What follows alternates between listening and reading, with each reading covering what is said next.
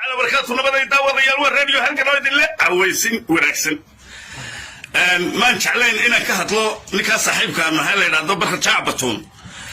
nin dhalinyaraha oo soo koray oo xisbiga kulmeen muxuu ahaa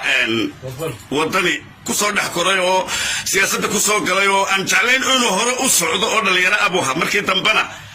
dhiig baa loogu codeeyay oo shacbiga Soomaaliland ayaa doortay oo kuwii la dhashay riday gobonimada iyo qarannimada dadka Soomaaliland lagu yaqaan bay koow ka ahayd afruur baad ahayd adugu shuuriya horta la doortay oo gobonimada ku suntana saasaan hidiyo gobonimo ugu leenahay laakiin ninka dafire ee isiraahda adaa ragnimo ku soo baxay iyo adiga beeshaadu badneed sidaad imiga noo dafirtay geedka ma gaadho namana calfado si xun u dhinta waad arki doontaa waxa ku sheegaya barkadow isla boodidii aad isla boodeen 20,000 oo cod baa lagu doortay aad lahayd habeenka gudoontaba daacad ma ahayn uska gubaad ahayd oo hoosta ka xanuunsanaysid kumaad farxin habeenkii ku xigay ee gobonimada inantii maxay ahayd xalay ma gobaad 20,000 kugu jeebku kugu soo ridayna halkaad ka hadashay sidaad u hadashay waa la ogiyay dadku kaama liito laakiin anagu gobonnimadayada iyo wanaagayaga waan taranayo ilaahay baan wax saaysanaaye bilaadan waxba ma siisano marka waxa weeye barkadow maalin baad ka soo dhacaysay Nairobi baad tagtay cidaad la xidhiidhay waan ognahay habeen qula Soomaaliland ma noqon dad ilaahay ku waalay oo aan waxba ahayn baad u qaadatay laakiin wadna baran doontaa ilaahay baan iska bari doona waxaan ku leeyahay arrinka imagana aad ku dhex jirta ee inamada yar saxafiyiinta ah ee xamar lacagta looga soo diray ee farmaajo lacagta u soo diray ee lagu dhabar jabinayo guusha Soomaaliland iyo guusha madaxweynaha Soomaaliland ka gaaray safarka dalka Mareykanka ayaad cad cirka idinku la marasaano maalmahan ba halkaad idinku ka bilaabi lahaydeen ummadda isaga diri lahaydeen aad maraysan فجر حالي اللي سوى سميي إنما ذا ورياشة بنت اللي سميي محوها إنت يوتيوب لوكر الدري إلا عاور لك دبه النصيو والأجيه فرمان تدو هالك كتمت فرمان تاني كتم لكن شعب قال فرمان جايو أذير كيسي وينا أفوينا إيو كون نوضن بياتونا وحبك قاعد كرمايا waxa ii geeyay hadalka inaka yareeg gacanta duurteed ag fadhido ee aad tiri waxay doonayaan illa inoo bixiyo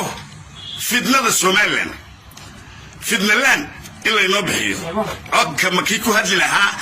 ayaad adigu tahay sidaad u bugto ee u xanuunsanayso ee aad dadkan u haysatay in ilaahay ku waalay ayaa ka muuqata laakiin habeen iyo maalinba raadkaaga waan ognahay dadkuna kaamil liitaan oo ka aqal sareeyaan barkadow waxaad dibindaabiye dhigtay iyo waxaad soo wadaba dadku waa ogyahay xalayna muskiibu dambeeya kula dumay aawana waxa telefidna Soomaaliland in loo bixiyo ayaa ka baqaya marka 20,000 oo cod xaraga ku heshay marka rag laga sarreysiyay ee 20,000 oo dollar suuq Hargeysa lagu dhaxsiiyay toobay noqotay sida awrka dib loogu qaadido laakiin dadkan waa dad wax walba qaadi kara waxaynu eegi doonaa koruka caagibahayd wixii masharada hayde oo sidaad degaagiba bilaabmay bal halkaad ku dambeysay Hargeysa weyn wada joognaa xumaanta ummadda Soomaaliland sida ku gasho u laaqayso qandaraasana aad ka soo qaadatay farmaajo halka ay ku geeyaan halka ku tooman eegi doona waxay noqotay Ahmed Muuse Biixi ina yaro dhalinyaraha muxuu ahaa dugsi sare ka baxayo Ethiopia loo dirayo muxuu ahaa gogasha dhigtay maxay ahayd dugsigii darar weyne u adkaystayo damac loo ujeedada weey adigu 30,000 ku heshay iyo 30,000 ku heshay lacaga Ahmed Muuse Biixi kuma helin waa in laba xidigla oo askari ka doortay in uu siyaasad iyo ABUC ku xidhan magacaabo wadadka gobonimada la hadda gobonimada kala tagi weydo barkado aad dhulka jiijida islaamay waxaan ku sheegayaa guusha Soomaaliland iyo shacabkeeda noocaga iyo kuwa kaliita midna ma nijaasay karo waxaynu eegi doonaa bal halkaad ku dambayso halka deer waqtigu dhigo ka dara magac